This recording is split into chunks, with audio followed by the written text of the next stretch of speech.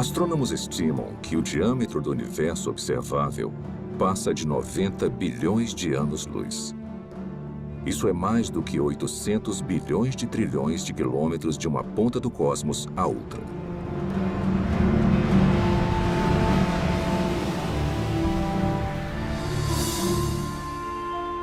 O universo contém pelo menos 170 bilhões de galáxias, com tantas estrelas e planetas que superam em número a quantidade de grãos de areia em todas as praias do mundo.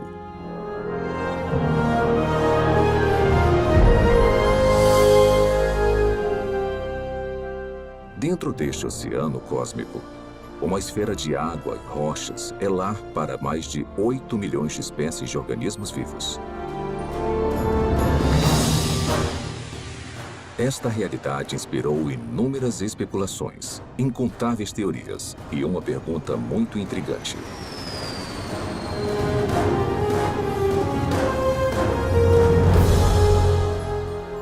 Quais são as chances de a vida ter surgido no terceiro planeta depois de um Sol orbitando em um braço espiral da galáxia Via Láctea? Foi simplesmente um golpe de sorte ou haveriam mais aspectos envolvidos além do acaso e das interações aleatórias entre matéria e energia?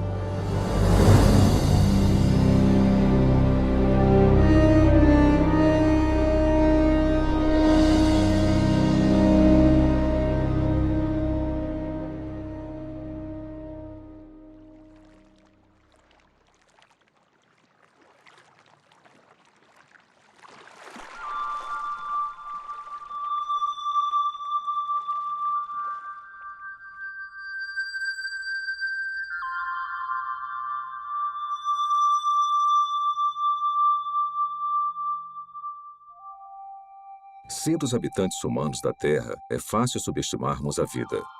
Na verdade, somos mimados por uma abundância.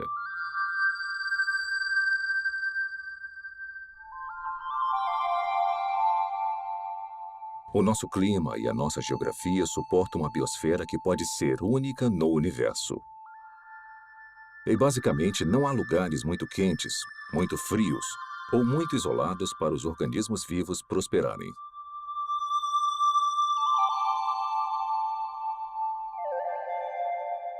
Dentre essa diversidade espetacular, talvez o maior desafio já encarado pela ciência ecoe de todo inseto, sequoia e baleia. Como a primeira vida passou a existir em um momento em que não havia vida de nenhum tipo?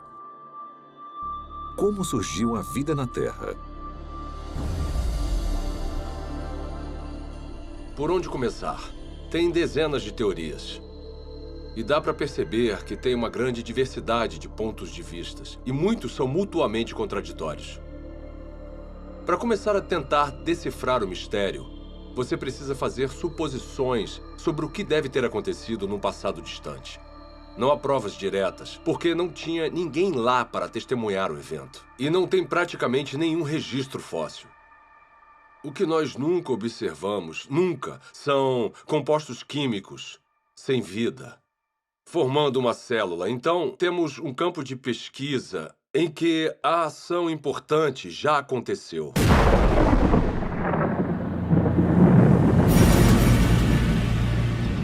A história primordial da Terra é, de fato, uma narrativa incompleta. Mas apesar da ausência de provas físicas, a maioria dos cientistas acredita que a vida se originou quando a energia atingiu substâncias inorgânicas nos oceanos, crosta e atmosfera do planeta, para criar os componentes básicos para a primeira célula autorreplicante. Ao pensar na origem da vida, as regras, e não digo da própria ciência, mas da filosofia subjacente, as regras dizem que para resolver o problema, você pode usar matéria, energia, lei natural, irregularidades naturais e processos do acaso. Mas o seu kit de ferramentas acaba aí.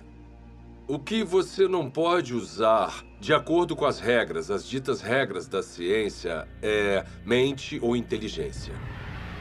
Se tivermos que dar um nome a essa posição, não tem um nome melhor do que materialismo científico. Uma filosofia que diz que a única explicação aceitável deve ser dada com base na matéria e na energia. E se você não consegue resolver o problema com essas ferramentas, você não pode mudar as regras. Então, partindo dessa perspectiva, como a vida se originou a partir de apenas matéria e energia? Agora, tenta resolver o problema. Como construir uma célula? Toda vida que já existiu na Terra é composta de células. E os indícios para sua origem estão entrelaçados em uma rede de máquinas moleculares.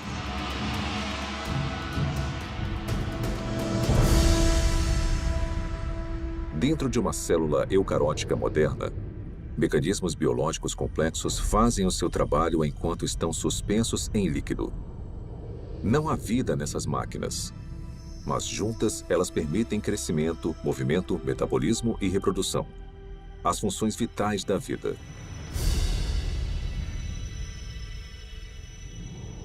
Cada componente dessa fábrica celular é feito de grandes moléculas compostas. E as mais numerosas são as proteínas. Com funções modernas, as proteínas foram projetadas para desenrolar e copiar informação genética em uma cadeia de DNA. Desencadear reações químicas com formatos encaixáveis. Controlar a passagem de eletrólitos e nutrientes pela membrana celular. Tipo de proteína, cinesina. E carregar recipientes cheios de carga por andaimes, também feitos de proteína, que se montam sozinhos e vão até os lugares necessários da célula. Ampliado 500.000 vezes, um glóbulo vermelho contém 280 milhões de proteínas hemoglobinas, cada uma com a função de carregar oxigênio. Isolando uma delas, descobrimos que cada proteína é feita de centenas de moléculas menores chamadas aminoácidos. São encontrados 20 tipos diferentes de aminoácidos em organismos vivos.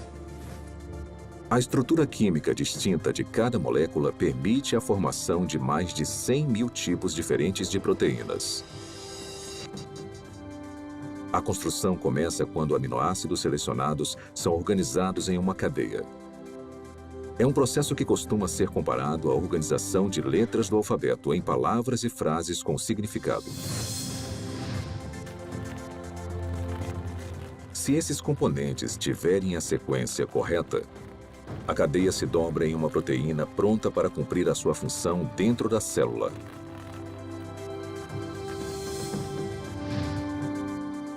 Mas se os aminoácidos forem arranjados na ordem errada, a cadeia não vai se dobrar e eventualmente será destruída. A célula viva mais simples contém pelo menos 300 tipos diferentes de proteínas e o mecanismo biológico necessário para crescer, se reproduzir, converter energia, guardar e processar informação genética e proteger os seus conteúdos do mundo externo. Componentes e funções similares também seriam necessários na primeira célula viva. Agora vamos aplicar essa química básica a uma teoria familiar para a origem da vida. Os cientistas especulam há muito tempo sobre oceanos primordiais cheios de aminoácidos que flutuavam como carrinhos de bate-bate. Talvez algumas dessas colisões aleatórias tenham produzido uma cadeia longa o suficiente para se dobrar em uma proteína. Depois, mais aminoácidos se juntaram a mais cadeias que se dobraram em ainda mais proteínas. Simultaneamente, outras moléculas complexas, incluindo ácidos nucleicos, gorduras e açúcares, também se juntaram para formar componentes essenciais. Então, sem previdência ou direção, a combinação certa de moléculas se juntou de alguma forma nessa sopa química para formar uma membrana que envolvia todas as máquinas específicas necessárias para uma célula autorreplicante. E pronto! Vida a partir de uma matéria não viva. Tudo parece tão plausível. O problema é que, na Terra primitiva, a complexidade interna necessária para sobreviver seria enorme. Porque a vida, como a conhecemos, é caracterizada por máquinas celulares e muitas delas.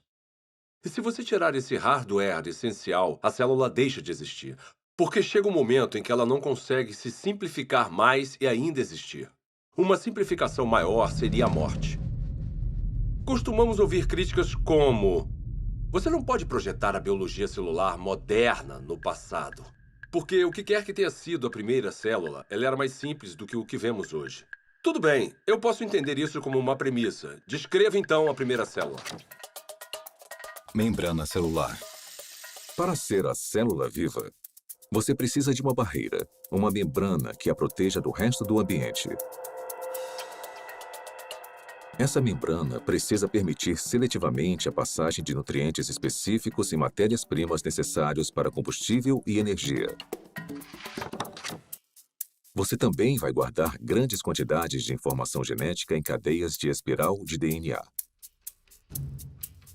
Essas instruções detalhadas para a vida são copiadas com uma precisão notável.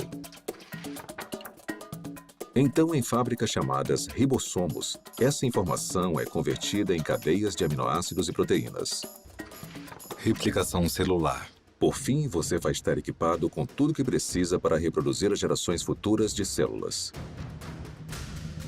Essas funções básicas são realizadas por todos os seres vivos. São, de certa forma, características do que significa estar vivo. Então, seja uma célula do passado, uma célula bem simples, ou uma célula mais complicada de hoje em dia, não faz diferença, ela vai precisar realizar essas funções. Grande parte dos químicos acredita, assim como eu, que a vida surgiu espontaneamente, a partir da mistura de moléculas na terra prebiótica. Como? Eu nem imagino. George Whiteside, químico, Universidade Harvard. Apesar dos assombrosos obstáculos, a noção de que componentes químicos básicos se organizaram para formar uma célula viva é sugerida no mínimo 150 anos. Em 1871, Charles Darwin escreveu uma carta na qual descreveu um pequeno lago morno com todos os componentes químicos certos para criar a vida. Meio século depois, o bioquímico russo Alexander Oparin expandiu as ideias de Darwin. Em seu livro A Origem da Vida, ele teorizou sobre uma sopa primordial e uma progressão gradual de uma química simples até uma célula viva. Então, em 1952, essa hipótese foi testada.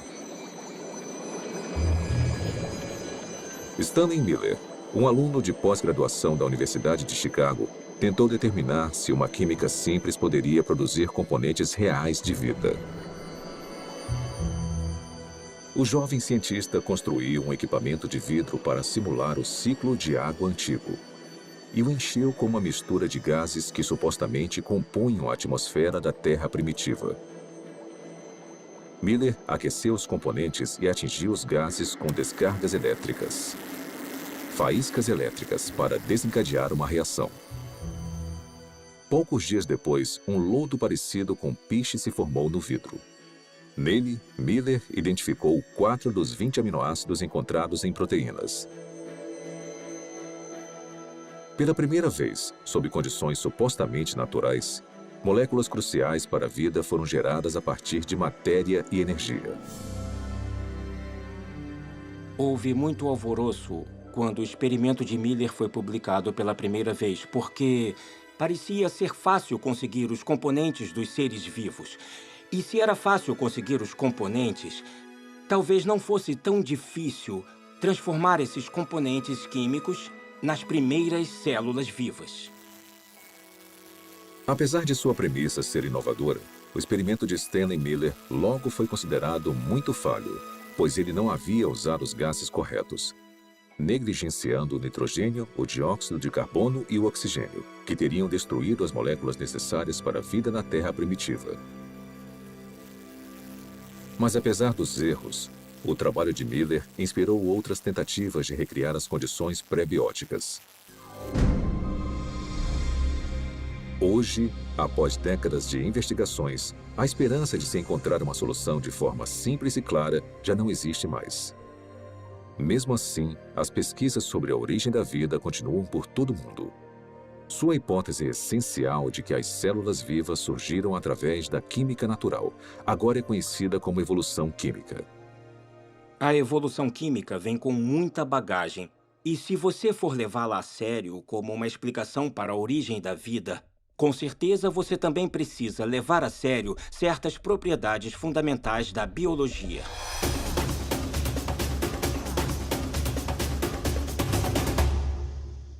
As moléculas envolvidas na vida não têm inteligência, não têm previdência. Elas não têm como saber o que precisam fazer depois para então conseguirem se transformar em química orgânica. Se eu colocar aminoácidos em um tubo de ensaio no meu laboratório, mesmo se eu esquentar e misturar muito bem, e fizer isso por 100 anos, 1000 anos, 10.000 anos ou 1 milhão de anos, nada aconteceria. Aminoácidos, nucleotídeos, lipídios. Sozinhos, eles não representam a vida. São inertes. Não se reproduzem, não guardam informações. De certa forma, são ingênuos. Eles não acordaram um dia e falaram: "Ei, vamos nos juntar e construir uma célula que consiga se replicar." Isso não aconteceu. A química por si só é indiferente ao fato de algo estar vivo ou morto. A seleção natural não funciona para criar a primeira célula porque a seleção natural não consegue operar em nada a não ser que tenha alguma forma de herdar e monitorar mudanças e de escolher o melhor sobrevivente para avançar. Para ter alguma seleção, são necessárias células. Então, se você quer explicar a origem das células, você não pode usar a seleção. Porque a seleção exige a existência da mesma coisa que você está tentando explicar. A seleção natural tem que funcionar sobre uma célula que tenha um sistema genético e que seja capaz de se reproduzir. Sem isso, a seleção natural é completamente irrelevante. A auto-organização é a ideia de que os componentes químicos podem se organizar sozinhos de forma a se transformarem em objetos ricos em informações e com um propósito. As moléculas e os átomos podem se auto-organizar em um certo sentido. O sal seria um exemplo. No sal, tem íons de sódio e de cloreto. E eles interagem uns com os outros porque têm cargas positivas e negativas. Então, essa afinidade natural leva à formação de cloreto de sódio, cloreto de sódio, cloreto de sódio, e pode se compactar de uma forma estereotipada para criar um cristal. Os cristais de sal são a mesma coisa, repetida várias e várias vezes. Se um cristal de sal fosse um livro, seria um livro com uma palavra só. Geometrias com repetições regulares como essa não carregam um tipo certo de informação. Informação que você precisaria para criar uma proteína. A sequência que vemos em uma proteína é altamente irregular. Não tem como prever qual vai ser o próximo aminoácido com base nos que já apareceram. Então, a auto-organização que nós observamos no mundo natural é o tipo de processo errado para a construção das estruturas ricas em informações dos seres vivos. Quando você elimina a seleção natural e a auto-organização e percebe que as moléculas não têm a habilidade de pensar ou se programar de forma alguma, o acaso volta à questão. E os cientistas odeiam o acaso como explicação para a origem da vida. Acaso? Por que o acaso é uma opção tão insatisfatória? Talvez porque muitos analistas fizeram as contas e entendem a grande improbabilidade de sucesso.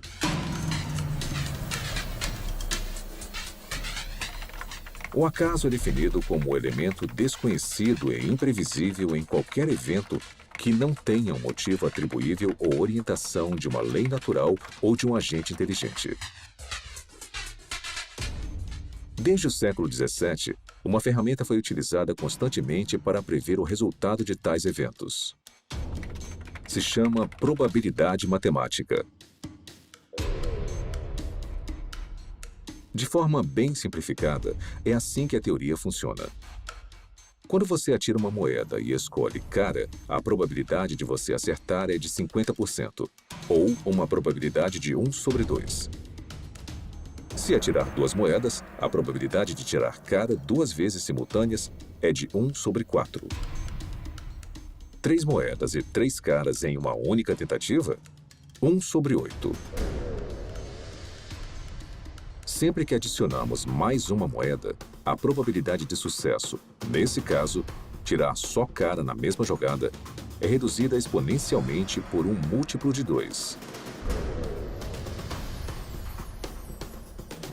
Então, se 10 moedas forem atiradas, a probabilidade de tirar cara 10 vezes é de 1 sobre 2 elevado à 10ª potência ou menos de uma chance a cada 1000.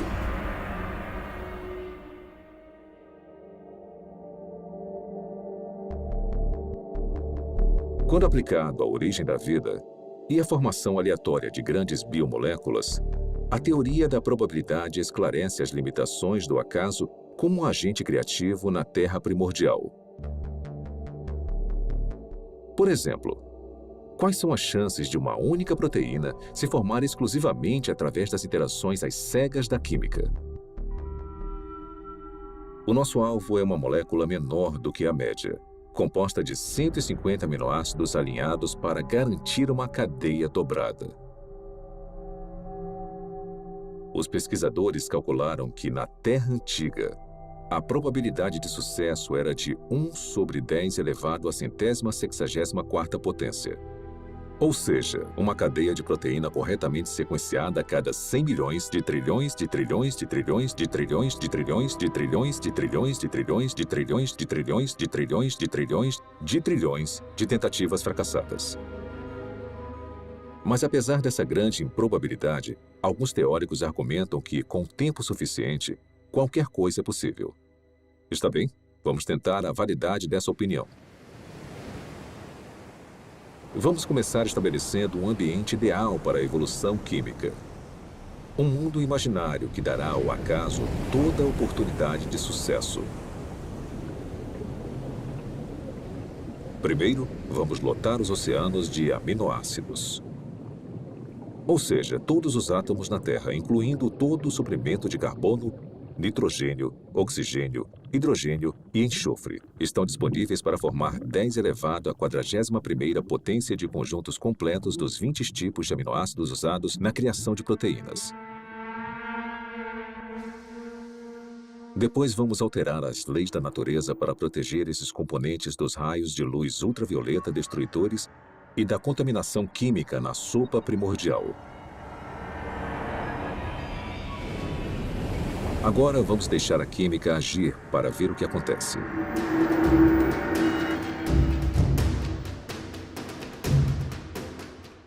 Os aminoácidos começam a se juntar furiosamente. No nosso experimento, uma cadeia inteira com 150 unidades se forma sozinha em apenas 1 segundo. Como os 20 tipos de aminoácidos estão disponíveis, na maioria dos lugares, há uma probabilidade de 5% ou de 1 sobre 20 da molécula correta se alinhar na cadeia. Se a sequência estiver incorreta, a cadeia é destruída imediatamente e se inicia um novo agrupamento. Por todo o planeta, 6 milhões de bilhões de trilhões de trilhões de tentativas vão acontecer a cada minuto.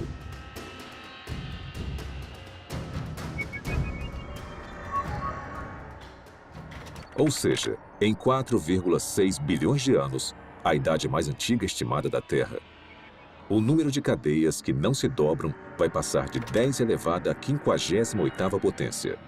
É uma quantidade espantosa, mas não chega nem perto de 10 elevado à 164ª potência. Aproximadamente as tentativas necessárias para se criar uma proteína de 150 aminoácidos por acaso. Então, se a química não direcionada não consegue criar a nossa cobiçada molécula durante toda a história da Terra, quanto tempo teria sido necessário? Para descobrir, vamos fazer um passeio. Vamos começar construindo uma ponte que percorra o diâmetro do universo observável. Uma distância de mais de 90 bilhões de anos-luz. Depois, vamos colocar uma ameba em uma extremidade da ponte. Esse organismo unicelular vai viajar a velocidade espontaneamente de 30 centímetros por ano. Começar. Enquanto esperamos uma proteína se formar por acaso, a ameba se arrasta por mais de 5 bilhões de anos para cruzar todo o universo e depois voltar. Mas esta corrida está só começando. A ameba sai de novo. Consegue chegar à outra extremidade do cosmos e depois volta para casa. Mesmo assim, nenhuma proteína funcional está à vista. Para a próxima viagem, vamos incluir uma carga, um único átomo.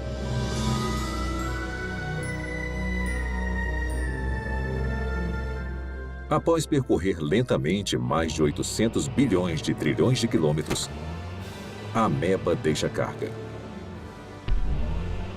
e volta para pegar mais. Será que ela vai voltar antes da nossa proteína sortuda se formar? Com certeza. Na verdade, ela vai fazer mais 10 viagens completas. Depois 20, 100, 1000. E ainda não há nenhum sinal de uma molécula utilizável. A ameba continua fazendo viagens completas até carregar todo o átomo da Terra. Depois, todos os átomos do nosso sistema solar. Depois, todo planeta e estrela da Via Láctea. Um átomo por vez. Na verdade, enquanto esperamos uma proteína se formar sozinha, a ameba tem tanto tempo que, se movendo apenas 30 centímetros por ano e carregando um átomo por viagem, ela vai transportar todo o universo, mais de 56 milhões de vezes.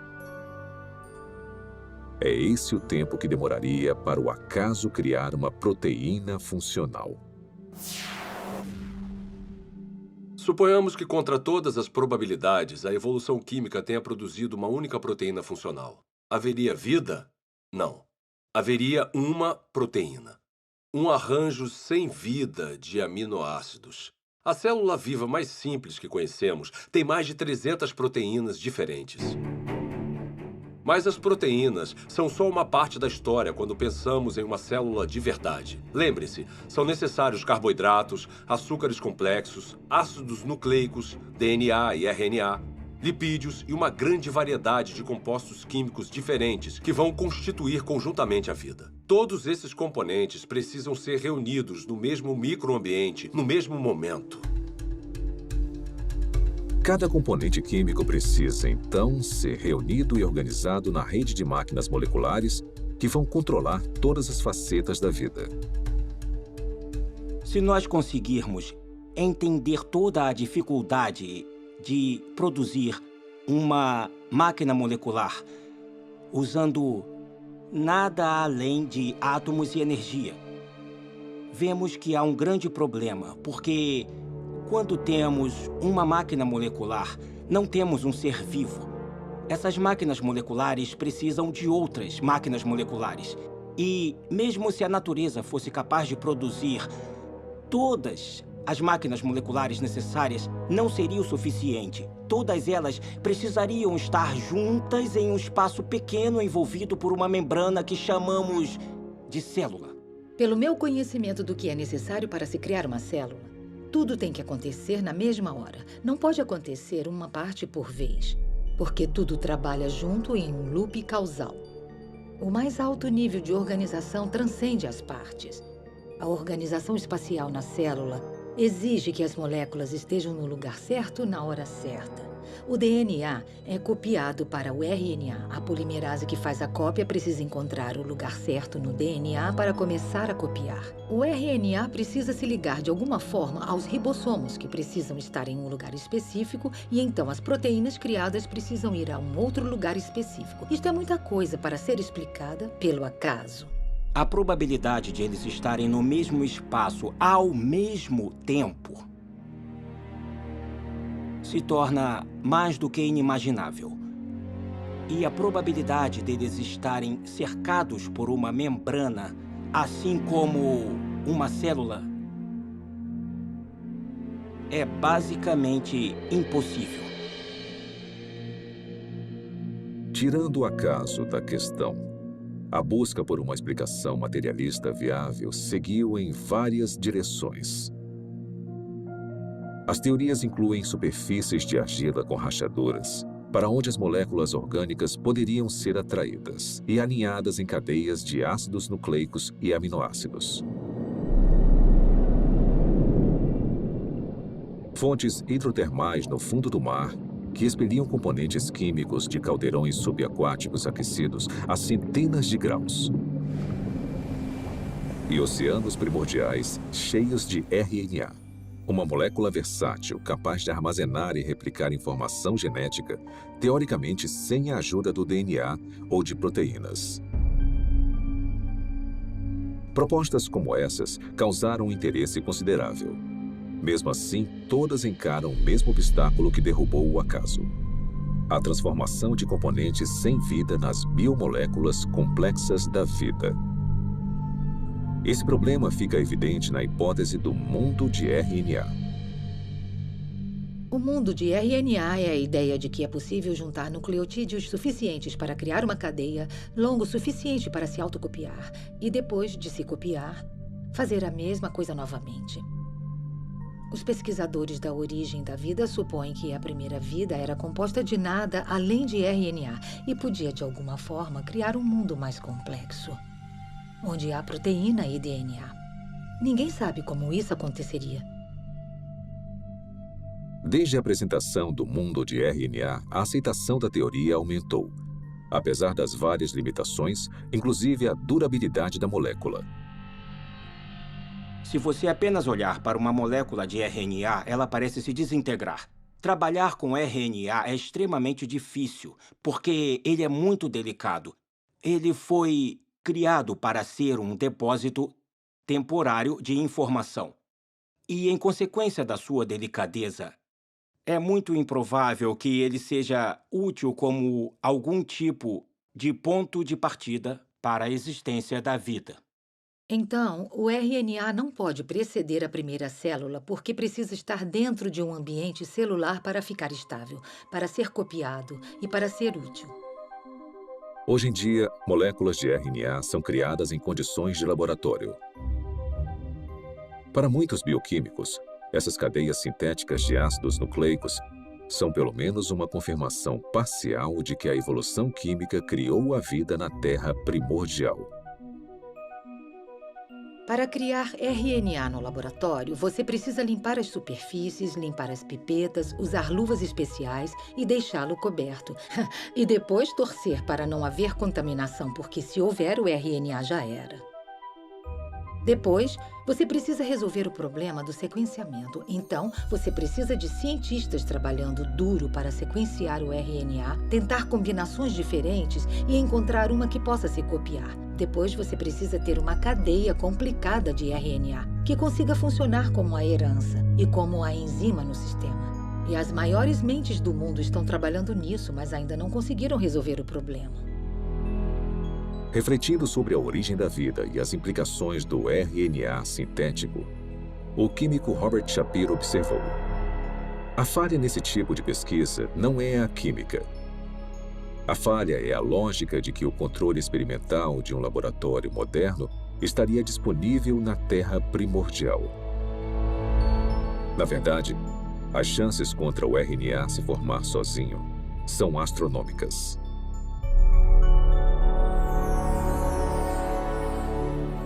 Criar RNA em um laboratório exige muita inteligência e premeditação, e planejamento e execução cuidadosos. Então, conseguir a sequência certa. Sem consciência, sem intenção, não vai acontecer. A probabilidade da evolução química é ainda mais enfraquecida pela composição da sopa primordial. Se a sopa primordial tiver existido, ela teria sido um grande caos quimicamente. Há vários tipos de reações cruzadas opostas que teriam acontecido na Terra primordial e que interfeririam com a química que você deseja.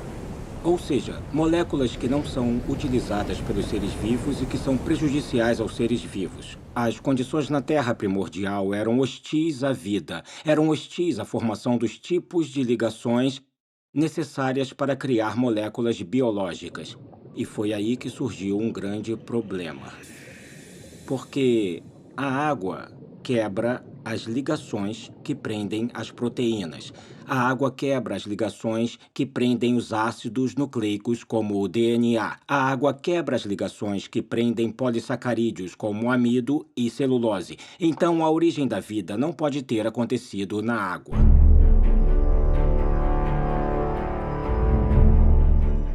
Encarando desafios intransponíveis na Terra, alguns cientistas expandiram as fronteiras de suas buscas. Em 1976, o biólogo vencedor do Prêmio Nobel, Francis Crick, propôs uma alternativa radical para a origem da vida. Crick sugeriu que o nosso planeta foi semeado com organismos microscópicos, que foram transportados de outra parte do universo, por uma civilização alienígena. Essa teoria é chamada de panspermia. 5 anos depois, o físico Fred Hoyle ofereceu uma versão modificada de panspermia, quando teorizou que as cadeias de DNA haviam sido criadas por uma inteligência de uma galáxia distante e se espalharam como sementes de dente de leão em um dia de ventania. Parte desse material genético chegou na Terra. Outra versão da teoria, popularizada pela Rocha de Marte, um meteorito descoberto na Antártida, afirma que micróbios evoluíram em outro lugar da galáxia e vieram até a Terra, em cometas e asteroides. De alguma forma, podemos falar que a panspermia é um abandono da ciência, porque ela coloca o problema além da examinação. Se a ciência nos diz que a vida provavelmente não começou a existir por conta própria aqui na Terra, então deve ter vindo de outro lugar. Mesmo que pareça um filme de terror ruim dos anos 1950, veio do espaço sideral. Se eu não consigo explicar a vida no planeta Terra, porque, digamos, a atmosfera necessária é geologicamente implausível ou porque eu não consigo a quantidade suficiente de moléculas biologicamente relevantes, esses problemas vão existir em qualquer outro planeta onde postularmos que a vida se originou. Não podemos apagar esses problemas mudando de lugar para outra parte da galáxia. Resumindo, a panspermia não resolve o problema da origem da vida, só o joga para outro local. As falhas da panspermia levaram alguns pesquisadores a uma teoria que vai além da astronomia convencional: o multiverso. De acordo com essa hipótese, o nosso universo não é único. Em vez disso, bilhões ou trilhões de universos foram gerados por um processo natural desconhecido. E conforme as oportunidades aumentaram exponencialmente, as chances impossíveis se tornaram prováveis. Até que, inevitavelmente, com o tempo, a combinação certa de matérias-primas, ambiente, leis da natureza e uma grande dose de sorte produziram as moléculas e máquinas biológicas necessárias para a primeira célula viva. Em outras palavras, em um vasto e teórico oceano de universos, alguém tinha que ganhar a loteria cósmica, e fomos nós. Quando eu leio algum livro sobre a origem da vida que considera alguma proposta para a formação, como digamos, de RNA ou proteínas, e até o autor admite que é quimicamente implausível, eu me pergunto como ele se meteu nesse pepino. Propor um caminho implausível para uma coisa que, para o mundo todo, parece ser planejada. Será que o materialismo científico é provavelmente falso? Ele se meteu nisso porque uma filosofia disse a ele. É a única resposta aceitável. E nesse impasse, eu quero falar ao autor, olha, você sabe que é implausível, eu sei que é implausível. O motivo de ter chegado até aqui, parado na beira desse penhasco que cai na implausibilidade, é porque bem lá atrás, você decidiu que só uma explicação materialista faria sentido. Quantas explicações diferentes e fracassadas dentro da caixa materialista nós precisamos ter antes de decidir que talvez precisemos sair agora dessa caixa. Talvez precisemos de outro tipo de explicação. Quando analisamos as várias teorias científicas, teorias da física, teorias da química, teorias sobre a formação de estrelas, essas teorias são sobre o mundo lá fora. Mas quando falamos sobre a origem da vida, estamos falando de uma teoria que nos envolve. O lugar de onde viemos, nossas origens definitivas, nossas visões de mundo, nossas filosofias, nossa ciência, tudo está ligado. E isso separa a pergunta sobre a origem da vida de todas as outras perguntas na ciência. A ciência natural não está desconectada de tudo o que sabemos ou acreditamos sobre o mundo. Então, uma pergunta limitada e aparentemente técnica, como o RNA surgiu, pode acabar se ligando no tecido da realidade. É uma pergunta muito diferente, como, será que Deus existe? Deus é possível? É possível que Deus seja real? Se a vida, com toda a sua riqueza, não surgiu através de um processo estritamente físico ou natural, precisamos ter indícios disso. E eu acho que a origem da vida é o ponto central em que muita coisa acaba mudando. Eu olho para a natureza como um ser humano curioso e me pergunto, na minha visão, quais são os indicadores normais de inteligência? Eu os vejo na vida? E a resposta é, sim, em abundância. O que vemos nos sistemas biológicos é maravilhoso, é lindo, é elegante e quanto mais aprendemos sobre biologia, mais óbvio é o design. Quando eu comecei a me envolver com o design inteligente, tinha gente postando coisas na internet e falando: eu me formei no MIT e fui para a Universidade de Washington e pós-doutorado em Harvard. E elas falavam coisas como, ela era inteligente. O que aconteceu?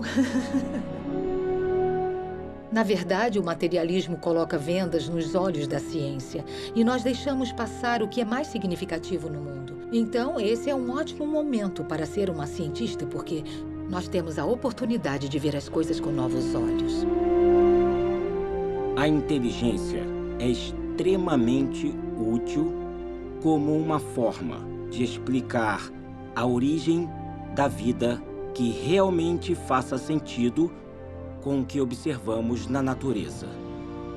A natureza parece ter sido criada.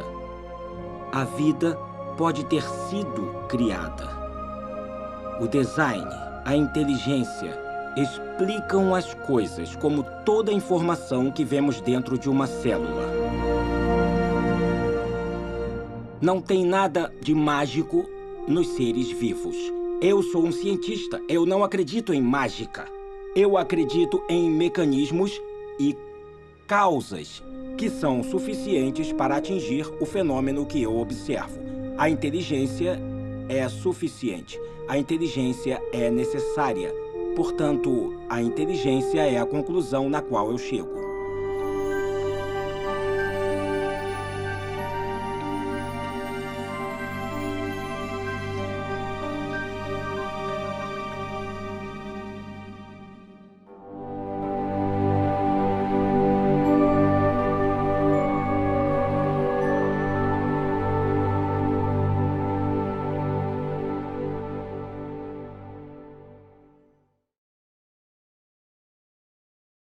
Espero que tenham gostado de A Origem. Foi animador fazer parte de um projeto que chega ao cerne das grandes perguntas que influenciam profundamente a nossa visão de mundo de várias formas. Como a vida surgiu? Será que as interações entre matéria e energia produziram as primeiras células? Ou será que a vida só é explicável como sendo a criação especial de Deus? Nos últimos 30 anos, tecnologias espetaculares permitiram que os pesquisadores descobrissem e visualizassem a rede complexa de máquinas biológicas que trabalham dentro de cada célula viva. Esse conhecimento inspirou o desenvolvimento de um caso científico, convincente para o design inteligente e para a origem da primeira vida. É um caso baseado puramente em provas, lógica e razão. Agora queríamos mostrar um pequeno vídeo que explica os princípios básicos dessa teoria, que algum dia pode revolucionar a forma como a ciência é praticada, ensinada e entendida por todo o mundo.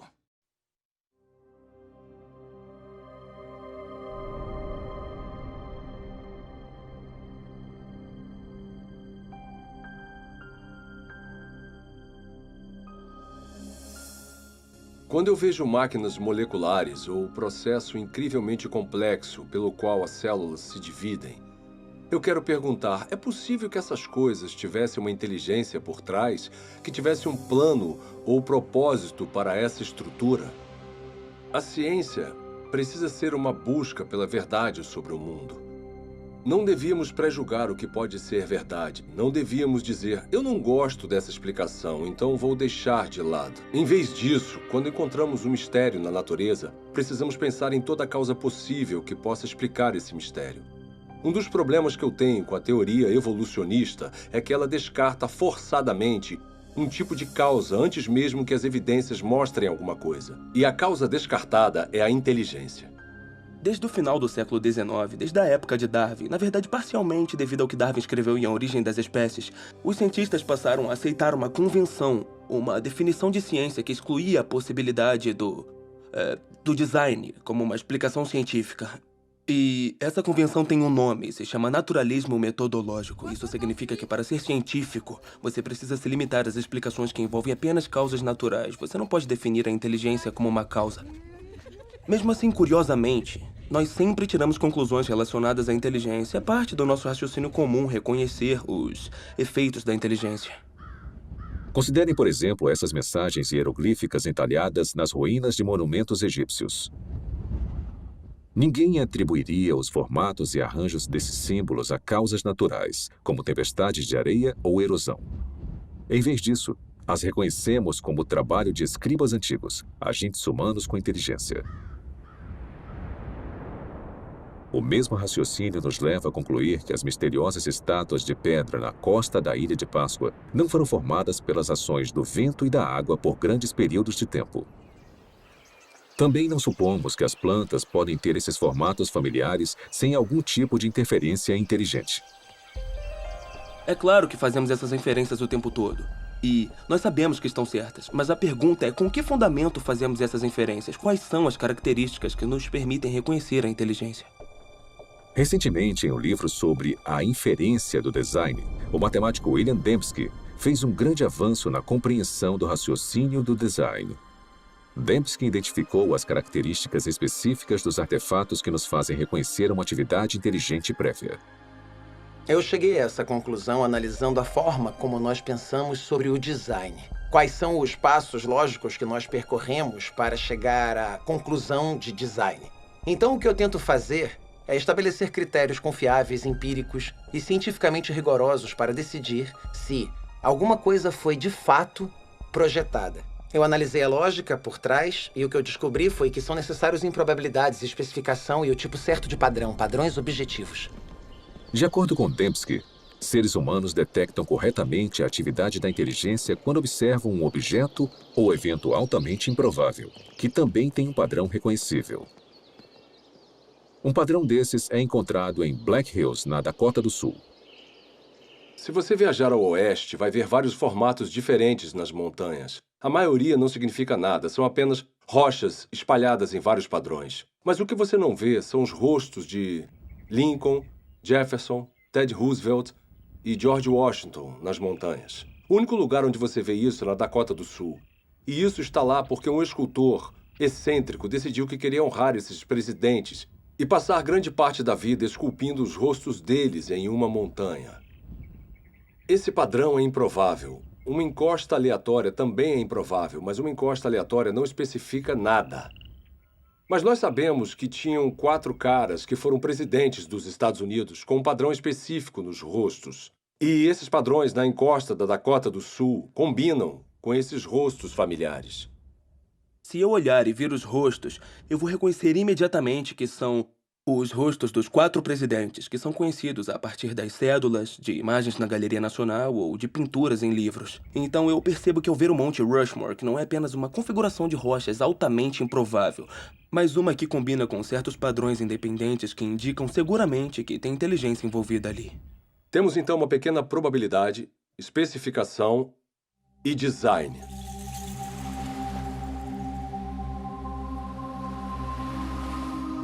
Em uma praia, outro padrão improvável gravado na areia ilustra como nós detectamos o design. Ninguém inferiria que essa mensagem foi escrita pelo movimento das ondas. Em vez disso, devido às características desse padrão, nós identificamos as palavras como produtos da inteligência. Esse arranjo improvável também está de acordo com um certo padrão independente. Ou seja, o formato das letras que nós reconhecemos do alfabeto latino e as palavras que nós conhecemos do nosso vocabulário. Então, a improbabilidade do arranjo, mais o fato dele estar de acordo com um certo padrão independente, é o que nos faz saber que é um design. Essa ilustração sugere que os critérios de William Dembski para a identificação do design, baixa probabilidade e especificação são essencialmente equivalentes à informação. O tipo de informação presente não apenas em imagens, textos escritos e sequências numéricas, mas também presente em softwares e em sinais de rádio. A habilidade de detectar informação em transmissões eletromagnéticas tornou possível uma busca única por inteligência. Há mais de 3 décadas, astrônomos envolvidos no SETI, um projeto de busca por inteligência extraterrestre, monitoram sinais de rádio do espaço sideral na tentativa de encontrar padrões ricos em informações. Tipicamente, radiotelescópios recebem ruídos aleatórios ou sinais repetitivos simples produzidos naturalmente por estrelas, galáxias e outros objetos celestes. Mas os astrônomos reconhecem que, se identificarem o sinal contendo informações, ele confirmaria a existência da vida inteligente fora da Terra. Alguns especulam que uma civilização extraterrestre possa ter tentado se comunicar transmitindo mensagens na linguagem universal da matemática. Talvez usando um padrão reconhecível, como uma série de números primos.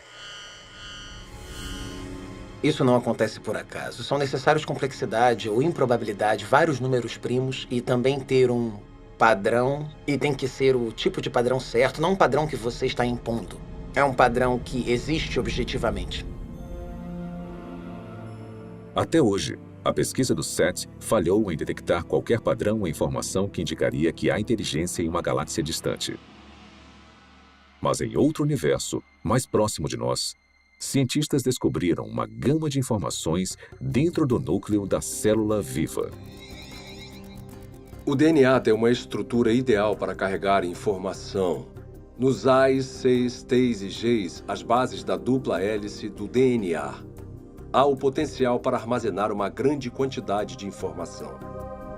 Na verdade, não há nenhuma entidade no universo conhecido que armazene e processe mais informação de forma mais eficiente do que a molécula de DNA. Um conjunto completo do DNA humano tem 3 bilhões de caracteres individuais. Análises das regiões codificadoras da molécula de DNA mostram que seus caracteres químicos têm um arranjo específico que lhes permite transmitir instruções ou informações detalhadas, como letras em uma frase com significado ou dígitos binários em um código de computador. Bill Gates disse que o DNA é como um programa de computador, mas muito mais complexo do que os que nós conseguimos criar. Se você pensar sobre isso, mesmo que por um minuto, é uma observação altamente sugestiva, porque nós sabemos que o Bill Gates não usa vento, erosão ou um gerador de números aleatórios para criar um software. Na verdade, ele usa engenheiros inteligentes, engenheiros de software. Então, tudo que sabemos com base na nossa experiência sugere que os sistemas ricos em informação são criados a partir do design. Mas o que pensar sobre o fato de que há informação na vida? Em toda célula viva de todo organismo vivo. Esse é o mistério fundamental de onde vem essa informação? Nos últimos 15 anos, o filósofo e cientista Stephen Meyer trabalhou para responder a essa pergunta. Meyer criou um argumento para desmontar que o design inteligente é a melhor explicação para a origem da informação necessária para criar a primeira célula viva. A informação que a molécula de DNA usa. Faz parte da nossa base de conhecimento o fato de agentes inteligentes poderem criar sistemas ricos em informações. Então, o argumento não se baseia no que não sabemos, mas sim no que nós sabemos sobre a estrutura de causa e efeito do mundo. Sabemos que, até agora, não há uma explicação naturalista. Nem uma causa natural que produza informação, nem seleção natural, nem processos de auto-organização e nem o puro acaso. Mas nós sabemos de uma causa que é capaz de produzir informação, que é a inteligência. Então, quando as pessoas inferem o design a partir da presença de informação no DNA, estão fazendo na prática o que se chama nas ciências históricas de uma inferência à melhor explicação. Quando encontramos um sistema rico em informações na célula, na molécula de DNA especificamente, podemos inferir que a inteligência teve um papel na origem desse sistema, mesmo não estando lá para observar o surgimento do mesmo. Há 150 anos, Charles Darwin transformou a ciência com a sua teoria sobre a seleção natural. Hoje, essa teoria encara um desafio formidável. O design inteligente provocou uma descoberta e um debate intenso sobre a origem da vida na Terra. E para um número cada vez maior de cientistas, ele representa um paradigma. Uma ideia com o poder de, mais uma vez, redefinir os fundamentos do pensamento científico. Durante o século XIX, os cientistas acreditavam que haviam duas entidades fundamentais, matéria e energia. Mas conforme entramos no século XXI, tem uma terceira entidade fundamental que a ciência precisou reconhecer, que é a informação. Então, à medida que encontramos a biologia da era da informação, cresce a suspeita de que o que vemos na molécula de DNA é, na verdade, um artefato da mente, um artefato da inteligência. Uma coisa que só pode ser explicada através do design inteligente.